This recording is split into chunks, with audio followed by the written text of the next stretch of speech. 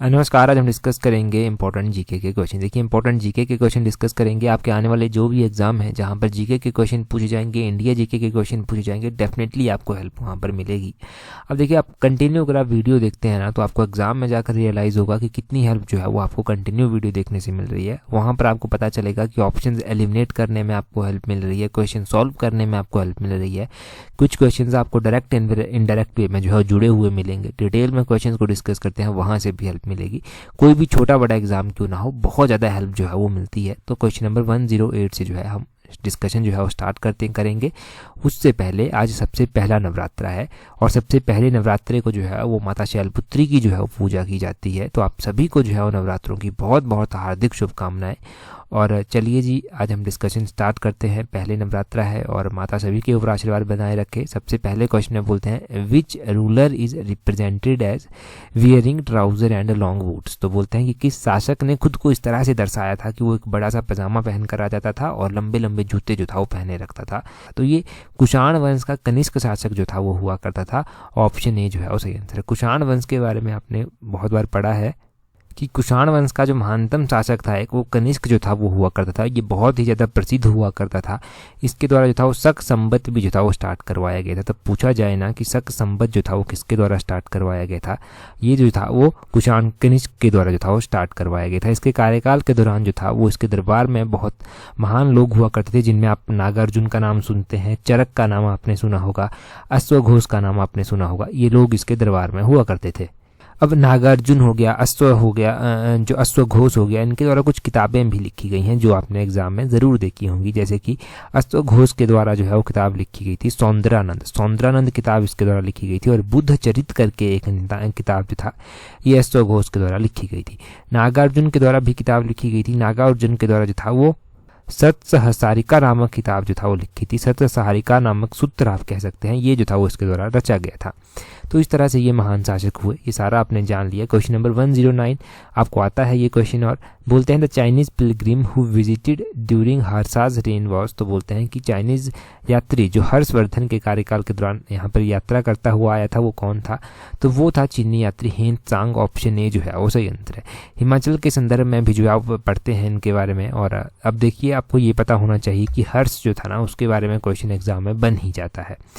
हर्ष जो था ना, इसका चालुक्य का शासक हुआ करता था पुलकेशिन सेकंड। उसके साथ युद्ध हुआ था, परंतु युद्ध कब हुआ था, तो 632 ईस्वी में जो था ये युद्ध हुआ था। और इसमें जो है ये कहा जाता है कि जो कुछ मतलब स्पष्ट रूप से तो नहीं इसका कहीं पर भी वर्णन मिलता, परंतु ऐहोल के जो शिलालेख है ना, ऐहोल के जो अभिलेख है ना, वो ये बताते हैं कि इसमें हर्ष जो था वो हार गया था और चालुक्य शासक की जो था वो यहाँ पर जीत हुई थी। और हेनसांग ने भी जो है वो कुछ इसका खास वर्णन अपने उसमें नहीं किया है। अपने जो इसके द्वारा किताबें लिखी गई थी उसमें कुछ खास वर्णन नहीं किया गया है। जब ये चीन लौटा था ना, तो चीन लौटते हुए जो था इसने जो पुस्तक लिखी थी, तो किताब का नाम था सी यू की नामक था किताब का। सी यू की नाम से किताब को जाना जाता था। इसमें इसने भारत के बारे में बहुत विस्तार में लिखा था। आपको मिलता है जानने को कि कांगड़ा में भी जब ये आया था तो कांगड़ा के शासक राजा उतीतो जो था वो हुआ करते थे। क्वेश्चन नंबर 110 देखें। 110 में क्या बोलते हैं, 110 में बोलते हैं Jorwe culture is associated with. तो बोलते हैं कि जो जॉर्वे संस्कृति है ये किसके साथ जो है वो मेल खाती है, किससे जो है वो मिलती जुलती है। तो ये चैलोलिथिक एज से जो है वो मिलती जुलती है। चैल्कोलिथिक, ऑप्शन सी जो है वो सही आंसर है। अब इन एज के बारे में हम जान लेते हैं। ये पैलियोलिथिक, नियोलिथिक, चैलोलिथिक, इनके बारे में जो है थोड़ा सा हम जान लेते हैं। देखो, हम स्टोन एज पढ़ते हैं ना, स्टोन एज में हमारे पास 3 एजेस मुख्य रूप से आती हैं। एक हमारे पास पैलियोलिथिक एज आती है, एक हमारे पास मेजियोलिथिक एज आती है और एक हमारे पास नियोलिथिक एज जो है वो आती है। हिंदी में जो है इनको जो पैलियोलिथिक एज है उसको पूरा पाषाण काल कहते हैं, मेजियोलिथिक एज को मध्य पाषाण काल कहते हैं और नियोलिथिक एज को नव पाषाण काल जो है वो कहते हैं। क्या फ़र्क है इन एजीज़ में, तो इन एजीज़ में जो है वो फ़र्क बहुत कुछ देखने को मिलता है। जैसे कि जो कि नव पाषाण काल आता है, पूरा पाषाण काल आता है, जो पूरा पाषाण काल आता है ना, उसमें इतनी ज़्यादा डेवलपमेंट थी नहीं, इंसान को कुछ ज़्यादा पता नहीं था। परंतु जैसे ही वो जाकर पहुँचता है मध्य पाषाण काल में तो उसको थोड़ा थोड़ा जो है वो जानने को मिलता है। उसको छोटे छोटे औजार बनाना आ गए थे। यहाँ पर कुछ एक औजार मिले इस काल में जो छोटे छोटे पत्थरों के जो था वो बने हुए थे। वृक्षारोपण का साक्ष्य जो है वो यहाँ पर मिलता है। और इसके बाद जो नवपाषाण काल जो है वो आता है। नवपाषाण काल में इंसान के द्वारा बहुत ज़्यादा जो था वो तरक्की कर ली गई। यहाँ पर इसने पशुओं को पालना स्टार्ट कर दिया, कृषि करना जो था वो, कृषि का व्यवहार इसने समझ लिया कि किस तरह से होती है, और हैंडमेड जो पोट्री होती है उसको भी जो था वो इसने निजात कर लिया। तो इन सब चीज़ों के बारे में जो था ये नवपाषाण काल में पहुँचते पहुँचते सीख ही गया था। और चैलोलिथिक एज जो हम पढ़ रहे हैं तो इसको आपने ये ध्यान रखना है कि ये वो एज हुई जिसमें इंसान पत्थर तो इस्तेमाल करता ही था, परंतु उसने कॉपर की खोज भी कर ली थी, तो कॉपर से बने हुए टूल्स भी जो था वो इस्तेमाल कर लेता था। ठीक है, ये आपने ध्यान रखना है कि चैलोलिथिक एज जो चैल्कोलिथिक एज होगी उसमें वो क्या करता था, किस तरह से जो था वो डिफ्रेंशिएट आप करेंगे। तो ये हो गया इंपॉर्टेंट। यहाँ से जॉर्वे कल्चर ज़रूर ध्यान रखना है, अब ये भी गलत नहीं होना चाहिए। एक ही क्वेश्चन जो है वो बहुत इंपॉर्टेंट है। 111 नंबर क्वेश्चन देखें, बोलते हैं which of the following Veda is partially prose work. तो बोलते हैं कि निम्नलिखित में से कौन सा वेद जो है वो असंत एक काव्य कृति है। तो प्रोज का काम किस में मिलता है देखने को, ये जो प्रोज है इनका काम जो है वो देखने को मिलता है यजुर्वेद में। ऑप्शन सी जो है वो 111 का सही आंसर हो जाएगा। ये जो हमने क्लास 3 की सीरीज चलाई है, अगर आप उसको कंटिन्यू फॉलो कर रहे हैं तो हमने क्या पढ़ा था यजुर्वेद के बारे में कि कर्म कांड से रिलेटेड जो रिचुअल्स आते हैं ना सारे के सारे, वो कहाँ पर आते हैं, तो वो यजुर्वेद में ही जो है वो आते हैं। यजुर्वेद का हमने उपवेद भी जो था वो जाना था। धनुर्वेद जो था वो इसका उपवेद था, ये भी आपने ध्यान रखना है कि इसको उपवेद जो था वो कौन सा था। वेदों के बारे में 4 वेद हमारे पास हैं और 4 वेदों को जो है वो संहिता कहा जाता था। ये मैं 2-3 बार आपको बता चुका हूँ जब भी वेदों की बात हुई है। सबसे पहले हमें ऋग्वेद के बारे में ध्यान रखना है कि ऋग्वेद जो है यहाँ से ही जो है वो हमारा गायत्री मंत्र जो है वो लिया गया है। ऋग्वेद के तीसरे मंडल से जो है वो गायत्री मंत्र जो है वो लिया गया है। और अस्तोमा सदगम्य जो है ये भी ऋग्वेद से ही जो है वो लिया गया है। और आपने सामवेद के बारे में ध्यान रखना है। तो इसमें क्या है, इसमें जो है वो साम आपको पता चल रहा है कि गाने से रिलेटेड कुछ होगा, तो संगीत का विकास जो है जो हुआ वो इसी वेद के माध्यम से जो है वो हुआ है। तो इस तरह से हमारे पास वेद आए। वेदों के बारे में आपने जान लिया, इनके उपवेद आपने ध्यान रख लिया। जो हमने यजुर्वेद जाना, इससे पहले जो हमने पढ़ा है वेदों के बारे में वो भी रिवाइज यहाँ से हो जाता है। अगला 112 नंबर क्वेश्चन देखें, बोलते हैं which was not the principal item of export during Sangam age. तो बोलते हैं कि संगम काल जो था ना, इसके इस दौरान जो था वो निम्नलिखित में से एक प्रसिद्ध प्रमुख निर्यात वस्तु नहीं थी। चीज़ें तो एक्सपोर्ट होती थी, परंतु आपको बताना है कि कौन सी इनमें से नहीं होती। तो ग्लास, ऑप्शन डी जो है वो सही आंसर है। कांच जो है वो एक्सपोर्ट नहीं होता था, ये आपने जो है वो यहाँ पर ध्यान रखना है। अब देखो संगम के बारे में आपने ध्यान रखना है। जो संगम वह शब्द आता है ना, संगत का मतलब संगम जो है इसका मतलब होता है संघ हो गया, परिषद हो गया, या फिर तमिल कवियों का सम्मेलन जो है वो आप इसको कह सकते हैं। संगम जो है वो 3 संगम हुए। क्वेश्चन क्या पूछ लिया जाता है कि फर्स्ट संगम जो था वो कहाँ पर, किसकी अध्यक्षता में जो था वो हुआ था, किसने इसकी स्थापना की थी। तो अगस्त्य ऋषि थे, अगस्त्य ऋषि के द्वारा इसकी स्थापना की गई थी। दूसरे संगम की स्थापना जो था वो किसके द्वारा की गई थी, दूसरे संगम की स्थापना जो था वो तोलकापियर के द्वारा की गई थी। आपने ध्यान रखना है, तोलकपियर का नाम आपने ज़रूर ध्यान रखना है। तोलकपियर करके है इसका नाम, इस तरह से रफ्चा जैसा याद रख लीजिए, तोलकपियर, ये नाम ध्यान रखना है। और तीसरा जो संगम था नक्कीर का नाम आपने ध्यान रखना है। नक्कीर का नाम आपको पता होना चाहिए, इसने तीसरे संगम की अध्यक्षता जो था वो की थी। तो इस तरह से 3 संगम मुख्य रूप से हुए। हमारे पास और भी अलग अलग एजेस आई। हमने संगम के बारे में ये 3 नए क्वेश्चन जाने। इन तीनों क्वेश्चंस को नोट डाउन करें ताकि याद आपको रह जाए। क्वेश्चन नंबर 13 देखो, ये भी मोस्ट इंपॉर्टेंट क्वेश्चन है क्योंकि 1-2 एग्जाम्स में ये और भी देखा गया है। बोलते हैं नवीनतम डील्स विद। तो नवीनतम जो है ये है क्या, ये किसका व्यवहार है, ये व्यवहार करता है। तो 113 जो है वो ऑप्शन है मेडिसिन जो है वो सही आंसर हो जाएगा। नवीनतम जो है ये व्यवहार करता है औषधि से, ये आपने ध्यान रखना है, औषधियों से जो है ये डील करता है। इसके बारे में ज़्यादा जानकारी नहीं मिलती, 1-2 बार की क्वेश्चन एग्जाम में देखा गया है और इसी तरह जो है इससे जो है वो पूछ लिया गया है वहाँ पर, तो ये ध्यान रखना है। आगे 114 में बोलते हैं the Khajuraho temple were built by which ruler. तो बोलते हैं कि खजुराहो के मंदिर किस शासक के द्वारा बनवाए गए थे। तो ये चंदेल शासक के द्वारा बनवाए गए थे। ऑप्शन सी चंदेलास जो है वो सही आंसर हो जाएगा। ठीक है जी, चंदेल शासक के द्वारा जो था वो बनवाए गए थे। और क्या आपको यहाँ से पता होना चाहिए जो आपको एग्जाम में हेल्प कर सके। खजुराहो जो है वो स्थित कहाँ पर है, तो आपने ध्यान रखना है कि खजुराहो जो है ये यूनेस्को की एक हेरिटेज साइट है और ये जो है वो मध्य प्रदेश में जो है वो स्थित है। और G20 की अभी आपको पता है कि इंडिया के द्वारा अध्यक्षता जो था वो की गई G20 की। और आपने first culture working group meeting ध्यान रखनी है कि कहाँ पर हुई थी, तो ये खजुराहो में ही जो था वो first culture working group meeting जो था वो G20 की हुई थी। खजुराहो के मंदिर कई बार पूछ लिया जाता है कि कहाँ पर स्थित हैं, तो खजुराहो के मंदिर जो है ये स्थित है मध्य प्रदेश में। कब जो था ये बने थे, ये बने थे लगभग 950 से लेकर 1050 के बीच में, 950 से 1050 के बीच में बने थे। चंदेल शासकों के द्वारा जो था ये बनाए गए थे। ये भी ध्यान होना चाहिए आपको, और आपको पता होना चाहिए कि खजुराहो जो था वो कब यूनेस्को की लिस्ट में जो था वो डाला गया था, ये भी याद रखना है। तो ये 1986 की बात है। 1986 में जो था वो इन मंदिरों को यूनेस्को की वर्ल्ड हेरिटेज साइट में जो था वो डाला गया था। इनके बारे में आपने लगभग जान लिया, कहाँ पर हैं, किसके द्वारा बनाए गए थे और किस तरह जो था वो कब कब बनाए गए थे। 950 से 1050 के बीच में जो था ये बनाए गए थे। ये आपने सारा इन मंदिरों के बारे में यहाँ से नोट करना है, ध्यान रखना है ये सारी चीज़ें।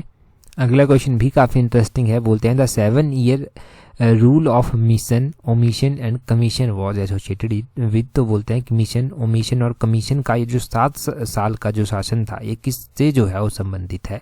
तो 7 सालों का जो ये शासक था मिशन ओमिशन और कमीशन का, ये किससे संबंधित था, ये था ऑप्शन ए लॉर्ड कर्जन से संबंधित। ऑप्शन ए जो है वो सही आंसर हो गया। और लॉर्ड कर्जन 1899 में जो था वो गवर्नर जनरल बने थे, वाइसराय जो था वो भारत के बने थे। 1905 तक जो था ये रहे थे। इनके कार्यकाल के दौरान जो था वो हमें आयोग कमीशन भी देखने को मिलते हैं, इनके कार्यकाल के दौरान मिशन भी देखने को मिलते हैं। बंगाल का विभाजन इनके द्वारा करवाया गया था, इनके कार्यकाल में जो था ये बंगाल का विभाजन हुआ था। इन्हीं के कार्यकाल के दौरान जो है वो एक यूनिवर्सिटी कमीशन का गठन किया गया था, वो भी इनके कार्यकाल के दौरान किया गया था। और इन्हीं के कार्यकाल के दौरान जो था वो पुलिस आयोग भी बनाया गया था। सर एंड्रयू फ्रेजर की अध्यक्षता में 1902 में जो था वो एक पुलिस आयोग का गठन भी जो था वो किया गया था। तो इस तरह से ये बन गया मिशन ओमिशन और कमीशन। मिशन भी आए, ओमिशन भी हुआ, कमीशन भी हुआ। ये आपने सारा जो है वो कर्जन के बारे में ध्यान रख लेना है। कर्जन एक इम्पॉर्टेंट थे, इनके कार्यकाल के दौरान जो चीज़ें हुई वो सारी इंपॉर्टेंट है पॉइंट ऑफ व्यू से। कर्जन के बाद लॉर्ड मिंटो सेकंड जो था वो बने थे शासक, और लॉर्ड मिंटो सेकंड जो था वो 1905 से 1910 तक शासक रहे, वाइसराय रहे भारत के। इनके कार्यकाल के दौरान जो था वो मुस्लिम लीग की स्थापना हुई थी। ढाका में जो था वो मुस्लिम लीग की स्थापना हुई थी। और 1906 में जब मुस्लिम लीग की स्थापना हुई थी ना, तो इंडियन नेशनल कांग्रेस का ये सेशन भी इंपॉर्टेंट बन जाता है। ये 1906 का सेशन जो है वो दादा भाई नौरोजी की अध्यक्षता में कलकत्ता में जो है वो देखने को मिलता है। तो वो भी आपने यहाँ से याद रखना है। और इनसे लॉर्ड कर्जन से पहले लॉर्ड एल्गिन सेकंड थे। ये 1994 से 1999 तक रहे। और इनके कार्यकाल के दौरान ना इतनी कुछ खास चीज़ें हमें देखने को नहीं मिली जो हमें याद रखने लायक हो, परंतु फिर भी थोड़ी थोड़ी हलचल इनके कार्यकाल के दौरान हुई थी। जैसे कि 1893 में इन्होंने अफीम आयोग का जो था वो नियुक्त किया था, जिसको अफीम के प्रयोग में से जो है वो जनता के स्वास्थ्य को जो है वो क्या प्रभाव है, क्या संबंध है, क्या इसके ऊपर रिपोर्ट तैयार करने के लिए जो था वो कहा गया था। इस तरह की चीज़ें इनके कार्यकाल के दौरान हुई थी। ठीक है, तो आगे पीछे का भी आपने जान लिया। 119 नंबर क्वेश्चन देखिए। बोलते हैं who was not a no changer in politics after the withdrawal of non cooperation of movement. तो बोलते हैं कि असहयोग आंदोलन वापस लिए जाने के बाद जो था वो राजनीति में कौन नो चेंजर नहीं था। देखो, असहयोग आंदोलन जब वापस ले लिया गया था तो उसके बाद कौन नो चेंजर नहीं था, वो था मोतीलाल नेहरू। मोतीलाल नेहरू नो चेंजर नहीं थे। ये ज़्यादा खुश नहीं हुए यहाँ से, ये थोड़ा सा नाराज़ आप कह सकते हैं कि नाराज़ जो था वो हो गए थे गांधी जी के द्वारा जब असहयोग आंदोलन को जो था वो वापस लिया गया था। क्यों गांधी जी ने जो था ये डिसाइड किया था कि असहयोग आंदोलन वापस ले लिया जाए, क्योंकि चौरी चौरा की घटना 1922 में देखने को मिलती है। गांधी जी बड़े ही प्रभावित यहाँ से हुए, उनको बड़ी ठेस पहुंची कि हम तो अहिंसा के मार्ग पर चल रहे हैं यार, यहाँ पर तो हिंसा हो गई। पुलिस के 22 जवानों को थाने के अंदर ही जिंदा जला दिया गया और उन्होंने जो था वो फिर असहयोग आंदोलन को वापस ले लिया था। परंतु यहाँ पर जो नो चेंजर था ना, जिन्होंने खुद में चेंज नहीं की, वो कांग्रेस पार्टी से जो था वो अलग हो गए थे और इन्होंने अपनी एक पार्टी जो था वो 1923 में बना डाली थी, जिसको इन्होंने स्वराज पार्टी का नाम जो था वो दिया था। मोतीलाल नेहरू की हम बात कर रहे हैं। क्या मोतीलाल नेहरू के द्वारा जो था वो इंडियन नेशनल कांग्रेस के सेशन भी जो था वो प्रिजाइड किए गए थे? अगर जी किए गए थे तो कौन से ईयर का जो था वो इनके द्वारा किया गया था? तो मोतीलाल नेहरू की बात करते हैं, इनके द्वारा जो था वो इंडियन नेशनल कांग्रेस का जो था वो कौन सा सेशन था, इनके द्वारा जो था वो इंडियन नेशनल कांग्रेस का एक 1919 का सेशन था जो अमृतसर में हुआ था, वो इनके द्वारा जो था वो जिसकी अध्यक्षता की गई थी। 1928 का सेशन भी था जो कलकत्ता में हुआ था, ये भी जो था वो मोतीलाल नेहरू के द्वारा ही जो था वो इसकी अध्यक्षता जो था वो की गई थी। तो मोतीलाल नेहरू के ये सेशन भी आपने ध्यान रखने हैं, हो सकता है पूछ ली जाए। मुझे तो लगता है कि ये जो 1919 का सेशन है ना, शायद लास्ट टाइम अलाइड सर्विसेज के एग्ज़ाम में ये पूछा गया था, मुझे थोड़ा ध्यान है ऐसा। अगर खैर नहीं भी पूछा गया होगा तो आगे पूछा जा सकता है। अगला क्वेश्चन देखिए 120 नंबर क्वेश्चन कि 120 नंबर क्वेश्चन में क्या बोलते हैं who among the following established the Mohammedan Anglo oriental college eight Aligarh. तो बोलते हैं कि ये जो मोहम्मद एंग्लो ओरिएंटल कॉलेज था अलीगढ़ में स्थापित किया गया था, इसकी स्थापना जो था वो किसके द्वारा की गई थी, तो इसकी स्थापना जो था वो की गई थी सर सैयद अहमद खान के द्वारा। ऑप्शन बी जो है वो सही आंसर हो जाएगा। क्वेश्चन पूछने वाला कई बार पूछ लेता है कि मोहम्मदो एंग्लो ओरिएंटल कॉलेज जो था वो इसके पहले प्रिंसिपल जो था वो कौन बने थे, तो इसके पहले प्रिंसिपल जो था वो बने थे थियोडो बेक। थियोडो बेक का नाम आपने ध्यान रखना है, THEODORE ये पूरा नाम है इनका, और बेक BECK ये इनका नाम है जो पहले प्रिंसिपल बने थे। बाद में चलकर जो है ये अलीगढ़ मुस्लिम यूनिवर्सिटी के नाम से जो है वो जाना जाने लगा। तो क्वेश्चन ये पूछा जाता है कि जो अलीगढ़ मुस्लिम यूनिवर्सिटी है इसका पुराना नाम क्या हुआ करता था, तो मोहम्मदो एंग्लो ओरिएंटल कॉलेज जो था वो इसका नाम हुआ करता था। इसकी स्थापना 1875 में सर सैयद अहमद खान के द्वारा की गई थी, और नया नाम इसका कब पड़ा था, तो न्यू नेम जो था वो इसको 1927 के आसपास जो था वो दिया गया था। क्वेश्चन क्लियर हुए ना सारे के सारे कि इसकी स्थापना कब हुई, नया नाम इसका कब पड़ा, इसके पहले प्रिंसिपल कौन थे, इसकी स्थापना जो था वो किसके द्वारा की गई थी। कन्फ्यूज़न रहेगा, बिल्कुल नहीं रहेगा कन्फ्यूज़न आपको। अगला सेक्शन देखिए ज्योग्राफी के कुछ क्वेश्चंस भी हम डिस्कस करेंगे। उससे पहले अगर आप तैयारी कर रहे हैं ना अलाइड सर्विसेज एग्जाम के लिए, अलाइड आपके बाकी एग्जाम की तैयारी भी जो है वो साथ में करवा देता है, तो अलाइड सर्विसेज के लिए हमने एक अलग से टेस्ट सीरीज जो है वो चला दी है। शेड्यूल्ड वे में टेस्ट आपको दिए जाएंगे। शेड्यूल्ड वे में पहला टेस्ट प्रैक्टिस कर लेंगे, दूसरा टेस्ट को लिए टाइम मिलेगा, दूसरा टेस्ट प्रैक्टिस कीजिए, तीसरे टेस्ट के लिए प्रैक्टिस का टाइम मिलेगा, उसको प्रैक्टिस कीजिए। वैसे ही 10 टेस्टों तक जब आप प्रैक्टिस कर लेंगे ना तो आपको लगेगा, अगर आप ईमानदारी के साथ काम करेंगे ना, अपने साथ ईमानदार रहकर काम करेंगे, तो आपको लगेगा कि आपने बहुत कुछ जो है वो सीखा है, और आपको अपने नंबरों में भी जो है वो सुधार लगेगा। आपको फाइनल सिलेक्शन जो है वो अपनी देखने को मिलेगी अगर आप ईमानदारी के साथ काम करेंगे। खैर देखिए जी 121 नंबर क्वेश्चन बोलते हैं which of the following is the highest of all volcanic cones. तो बोलते हैं कि निम्नलिखित ज्वालामुखी शंकु जो है इनमें से सबसे ऊंचे वाला जो है वो कौन सा है, सबसे ऊंचा जो है वो कौन सा होता है, कौन सा है। तो क्वेश्चन नंबर 121 का ऑप्शन डी कंपोजिट कोन जो है वो सही आंसर हो जाएगा। ये highest of all volcanic cones में से एक है।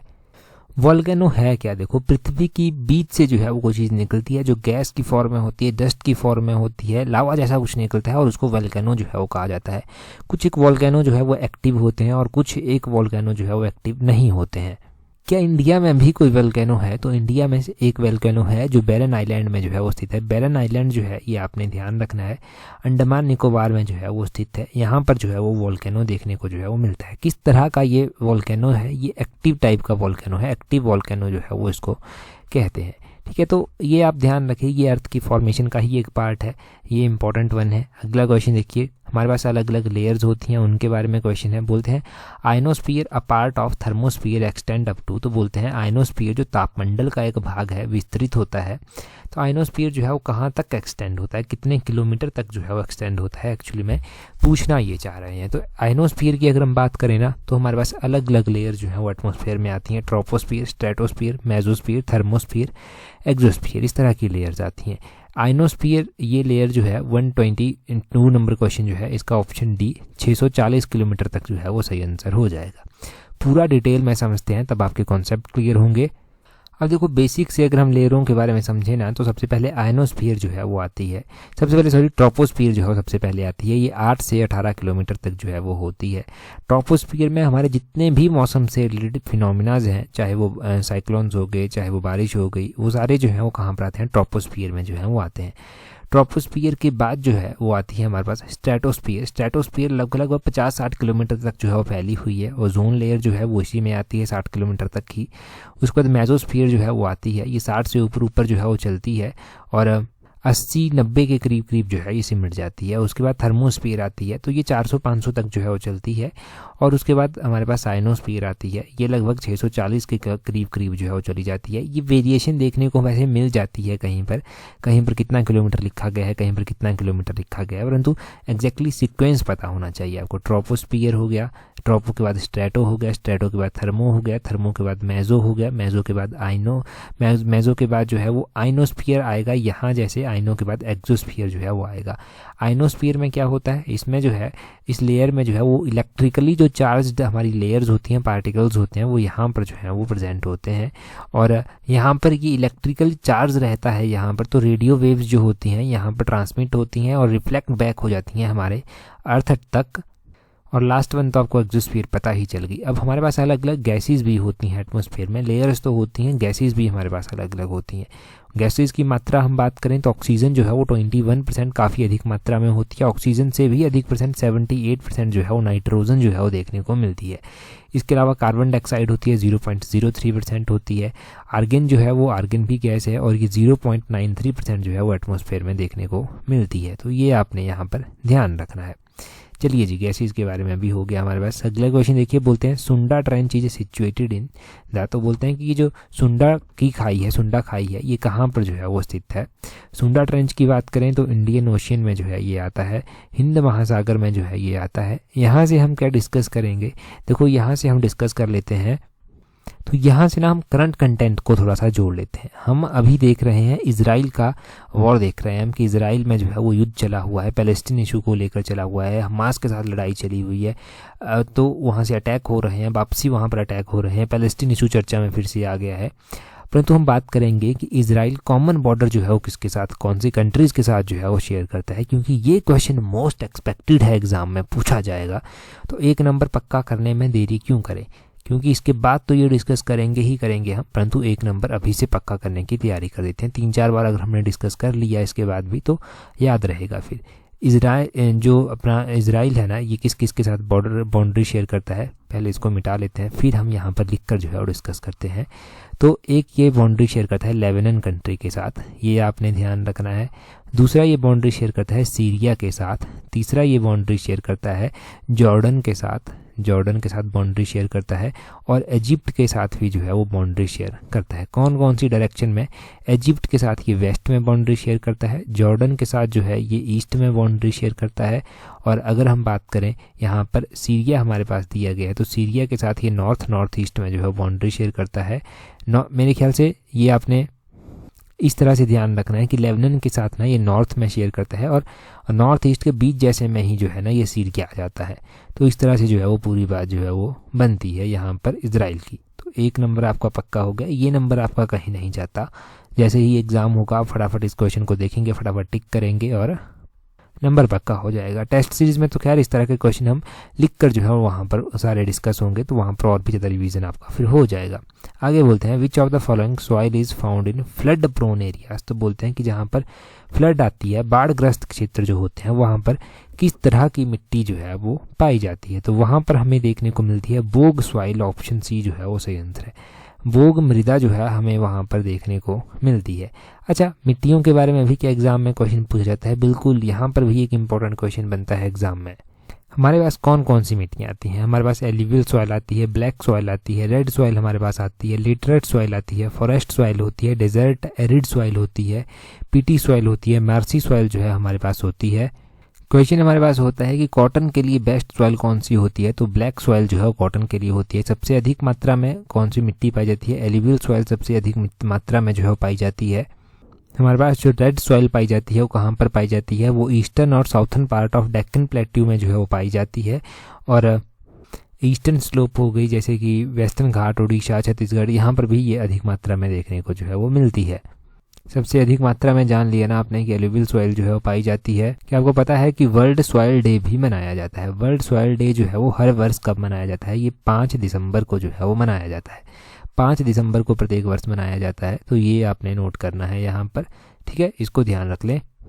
क्वेश्चन देखें जी 125 नंबर क्वेश्चन क्या बोलते हैं। यहाँ पर बोलते हैं आपके पास trans Siberian railway covers a total distance of, तो बोलते हैं कि ट्रांस साइबेरियन जो रेलवे है वो टोटल कितना डिस्टेंस जो है वो कवर करती है। तो लगभग 9332 किलोमीटर के आसपास ये कवर करती है। ऑप्शन सी जो है वो सही आंसर है। देखो ये रशिया में जो है वो स्थित है और लॉन्गेस्ट रेलवे आता है ये वर्ल्ड का एक तरह से, और ये जो है वो Moscow in western part of Russia to Vladivostok को जो है वो आपस में ये ज्वाइन करता है। तो इस तरह से इसके बारे में ध्यान रखना है। वैसे इतना क्वेश्चन इंपॉर्टेंट है नहीं, परंतु अगर पूछ लिया जाए आपसे तो इस तरह की चीज़ें आपने, रशिया हो गया, मॉस्को, व्लादिवोस्टोक, ये आपने ध्यान रखना है। 9300 9000 के आसपास जो है ये डिस्टेंस कवर करता है। ये चीज़ें आपको पता होनी चाहिए ताकि एग्जाम में थोड़ी सी हेल्प आपको मिलती रहे। चलिए जी अगला क्वेश्चन देखते हैं हमारे पास क्या पूछा गया है। नेक्स्ट क्वेश्चन में बोलते हैं monetary unit of Laos is, तो लाओस की मौद्रिक इकाई पूछी गई है। लाओस देखो एक कंट्री है, एशियन कंट्री ही है वैसे तो ये। आपने बताना है कि लाओस की जो है वो जो यहाँ की मॉनेटरी यूनिट है वो क्या है। आप कहेंगे कि यार ये मॉनेटरी यूनिट क्या बीमारी आ गई, हमने तो इस तरह का कुछ पढ़ा ही नहीं था। आपने करेंसी पढ़ी है क्या, तो वो करेंसी की ही बात ये कर रहे हैं। एक्चुअली में मॉनेटरी यूनिट इनके करेंसी ही हुआ, तो करेंसी आपने बतानी है। लाओस की जो करेंसी आती है वो कीप आती है, ऑप्शन ए जो है वो सही आंसर है। और इसकी जो कैपिटल आती है वो कहाँ पर स्थित है, तो कैपिटल जो है वो उसकी वैतने में स्थित है। ये आपने ध्यान रखना है। मैं लिख देता हूँ यहाँ पर, प्रोनाउंसिएशन अपने हिसाब से कर लेना। VIENTIANE, वैतने जो है यहाँ पर इसकी करेंसी है। वियतनाम को लेकर कंफ्यूज ना हो जाएं। वियतनाम तो अलग से कंट्री है, तो वियतनाम को लेकर कंफ्यूज नहीं होना है। अगर हम वियतनाम कंट्री की बात करते हैं ना, तो वियतनाम की जो कैपिटल है ना वो हनोई में स्थित है, और वियतनाम की जो कैपिटल है वो डोंग है। ठीक है, वियतनाम अलग से कंट्री है, तो उसको लेकर वो अच्छा अगला क्वेश्चन हमारे पास वियतनाम का ही है, तो वहाँ पर भी ना आप थोड़ा सा देख लेना कैपिटल ऑफ वियतनाम कौन सी है। तो वियतनाम की अगर हम कैपिटल की बात करते हैं तो वियतनाम की कैपिटल जो है वो वैसे तो हनोई है, ऑप्शन ए जो है वो सही आंसर हो जाएगा। और इसकी जो करेंसी आती है वियतनाम की वो क्या है, वो है डोंग और DONG, वो आपने ध्यान रखना है। तो वियतनाम हो गया हमारे पास लाओस हो गया।